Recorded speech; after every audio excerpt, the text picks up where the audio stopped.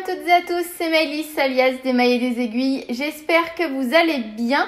On se retrouve aujourd'hui pour une petite vidéo. J'avais envie de faire un petit challenge en vidéo que j'ai inventé. Pourquoi? Parce que ça faisait un petit moment que je n'étais pas revenue sur cette chaîne YouTube. Donc je me suis dit, voilà, pour la redynamiser un petit peu, ça peut être sympa, d'autant plus que ça permettra de faire connaissance pour les personnes qui ne me connaissent pas forcément.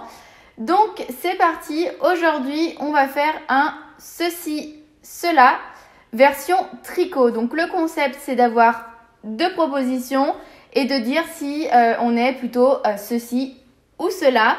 Aujourd'hui on va partir avec 15 propositions uniquement sur le tricot. Et on va commencer sans plus attendre avec la première proposition. Je les ai toutes notées ici juste à droite sur mon écran d'ordinateur. Donc si je regarde par là, c'est normal. Petit aparté avant de commencer cette vidéo, j'ai oublié de vous le préciser, mais mon pseudo sur les différentes plateformes de réseaux sociaux, Instagram, YouTube, etc., c'est des mailles et des aiguilles et ce n'est pas le même pseudo sur Ravelry puisque sur Ravelry c'est maille aiguille. Si jamais vous avez besoin de me retrouver sur un de ces sites, je vous ai mis tous les liens en barre d'infos, donc n'hésitez pas à aller les consulter. Et puis de manière générale, tout ce dont je vais parler pendant cette vidéo sera mentionné dans la même boîte de description juste en dessous de la vidéo. Aparté terminé, on va pouvoir passer au vif du sujet. C'est parti!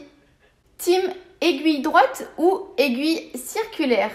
Eh bien, team aiguille circulaire à 100%. Parce que voilà, je trouve ça beaucoup plus pratique. On peut tout faire. On peut faire aussi bien du tricot à plat que du tricot circulaire. On peut faire des tricots sans couture. Enfin, en tout cas, ça, c'est la révolution. Quand moi, j'ai repris le tricot il y a 8 ans par là, c'est ce que j'ai découvert puisqu'avant j'étais vraiment team aiguille droite quand j'ai appris à tricoter et je ne reviendrai pas en arrière, donc team aiguille circulaire. Proposition suivante, est-ce que je suis plus team échantillon ou team j'aime vivre dangereusement? Eh bien je dirais que je suis un peu les deux, étant donné que autant pour les gros projets, les pulls, etc., je vais forcément systématiquement faire un échantillon. Mais pour les chaussettes et les châles, j'avoue que je préfère vivre dangereusement et je n'en fais pas systématiquement. Troisième proposition, est-ce que je suis autodidacte et est-ce que j'ai appris à tricoter seule? Ou est-ce que je suis plutôt de la team, quelqu'un m'a appris à tricoter? Et donc là, mais alors sans hésitation aucune, team, quelqu'un m'a appris à tricoter. Et ce quelqu'un, je vous l'avais probablement déjà raconté, c'est ma grand-mère. Ah, on a un invité surprise. Bonjour Taïko. Bonjour le chien. Et donc, c'est tout? On vient réclamer des caresses? Ouais. Tu es venu tout doucement. Tu montes ta petite tête là? Regarde là, Taïko. Allez, descends. Et donc, je disais, donc clairement, team, quelqu'un m'a appris à tricoter étant donné que c'est ma grand-mère maternelle qui l'a fait. J'ai appris à tricoter il y a très longtemps parce que j'ai dû apprendre à tricoter sur les coups de 7-8 ans par là. C'est donc ma grand-mère qui m'a appris quand on était en vacances en Bretagne. Et chaque été, je retricotais avec elle des petits projets qui n'ont probablement certainement jamais vu le jour, qui étaient bourrés de trous, l'écharpe à trous pour la poupée, enfin tout ça.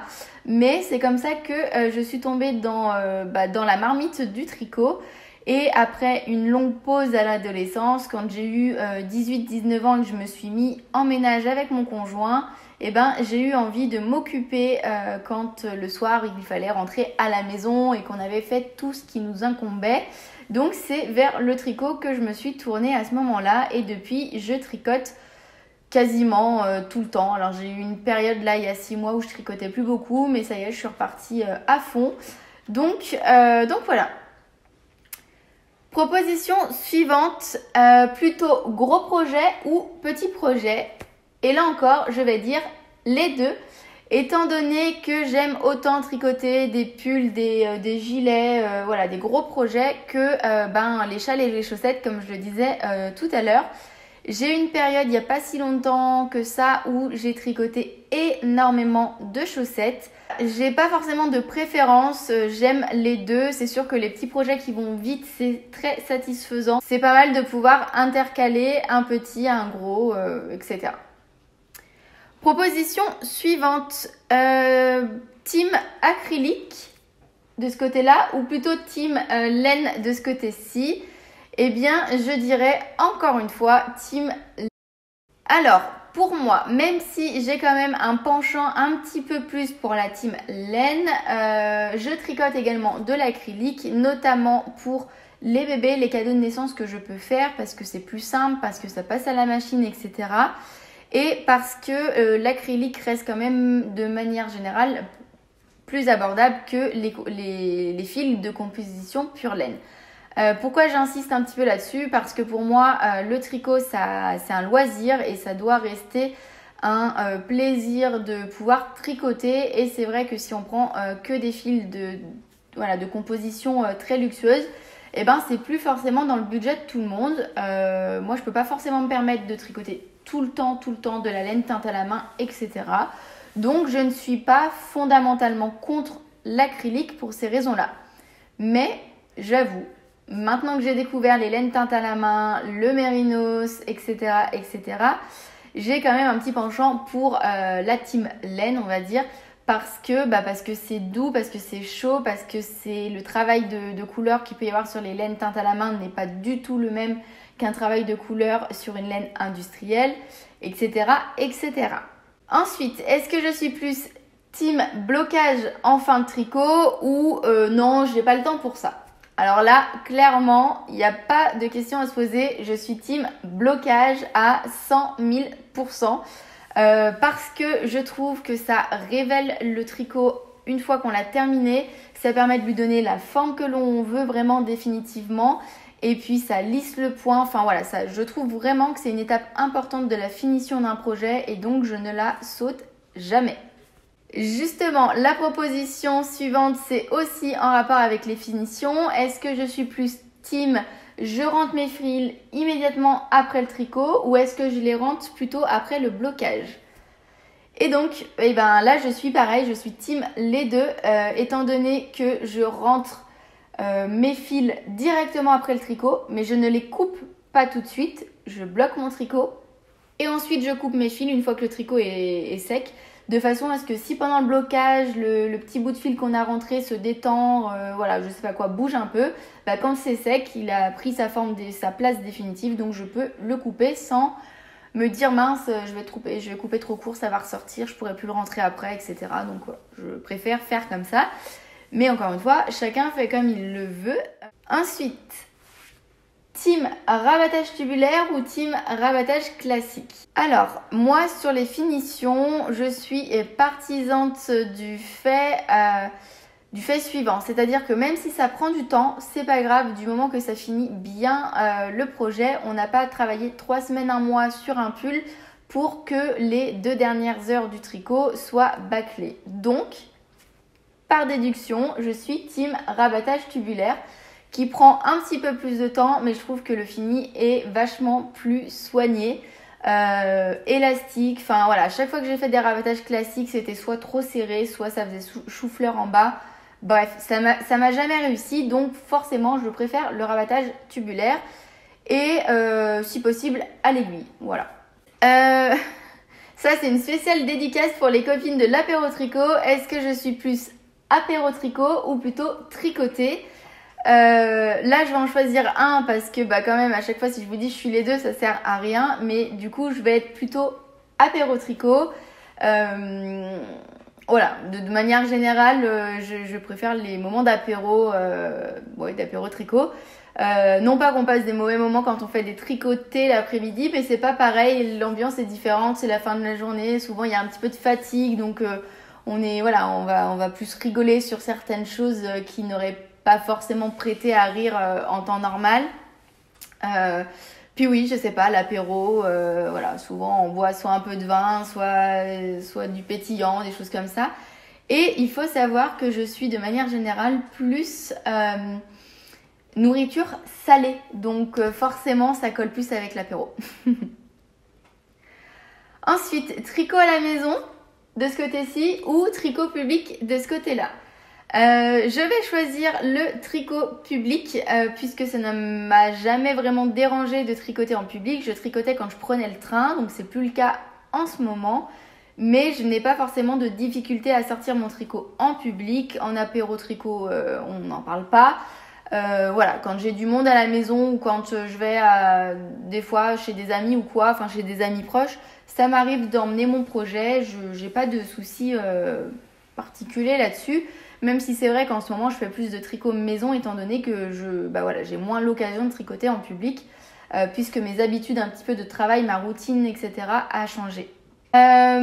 Proposition suivante. Pendant qu'on tricote, est-ce que je suis plus tricot devant un podcast vidéo ou une série ou plutôt avec un podcast audio? Sans hésiter, j'irai vers le podcast vidéo ou la série parce que quand je tricote, j'ai toujours quelque chose en fond. En ce moment, ce sont des séries parce qu'il y a pas mal de choses qui sont sorties. The Last of Us, You. J'ai commencé 1000 ans après tout le monde, mais la série The Crown. Enfin bon, voilà, j'ai tout le temps quelque chose à regarder. Et si j'ai pas envie de mettre un épisode de série ou que j'ai pas le temps, je vais lancer un petit bout de podcast. Après, plutôt team multi en cours ou team mono en cours. Alors là, clairement, je pense que vous l'avez vu dans le dernier épisode de mon podcast créatif. Si vous l'avez regardé, je vous remets le petit i si jamais c'est pas le cas. Je suis team multi en cours. Vraiment, avant j'essayais d'être mono en cours parce que je trouve que ça va plus vite, qu'on arrive à avancer, on se voit avancer sur ces projets. Proposition suivante, plutôt tricot à la continentale ou tricot à la française? Eh bien moi, je suis vraiment tricot continental. Depuis que j'ai repris le tricot, je me suis entre guillemets forcée à changer de technique parce que finalement je me suis aperçue que ça me convenait mieux. Et donc je tricote avec le fil dans la main gauche, mais quand même j'ai appris à tricoter avec le fil dans la main droite avec ma grand-mère, donc je sais ce que c'est. Mais encore une fois, pareil qu'avec les aiguilles circulaires, je ne reviendrai pas en arrière et définitivement le tricot à la continentale, c'est vraiment ce qui me convient le mieux. J'ai appris à tricoter à la continentale avec les vidéos de Liz Taylor qu'elle avait fait à l'époque à ce sujet-là, donc si jamais ça vous intéresse, je vous remets les liens dans la barre de description. Proposition suivante, est-ce que je suis plutôt de l'école stache minimaliste ou plutôt de l'école où on pourrait ouvrir une mercerie avec le stache que j'ai à la maison?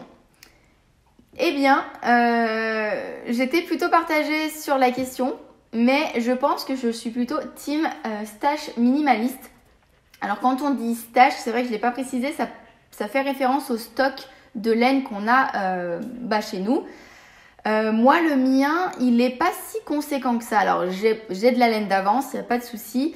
Mais il n'est pas si conséquent que ça. Et je me suis aperçue il n'y a pas si longtemps que ça que mon stash était plutôt... comment dire ? Et je me suis rendu compte que j'avais plutôt de la laine qui était associée à des projets, donc qui sont voués à être tricotés incessamment sous peu. Sachant que depuis un petit moment, je n'achète plus de laine parce que justement, je souhaite vraiment réduire encore ce stock-là. Donc, team stash minimaliste. Et enfin, est-ce que je suis plutôt team tricot exclusif ou est-ce que j'ai d'autres loisirs à côté du tricot? Eh bien, sans grande surprise, je pense pour ceux qui me connaissent, je suis de la team vraiment multi-loisirs. Les arts du fil, c'est quelque chose que j'aime beaucoup. Je tricote, je brode à la main, je brode à la machine, je couds. Voilà, je tricote. Voilà, j'aime beaucoup tous les loisirs un petit peu reliés aux arts du fil. Donc vraiment, je ne me lasse pas d'être multi-loisirs et de pouvoir faire voilà, plein de choses que j'aime.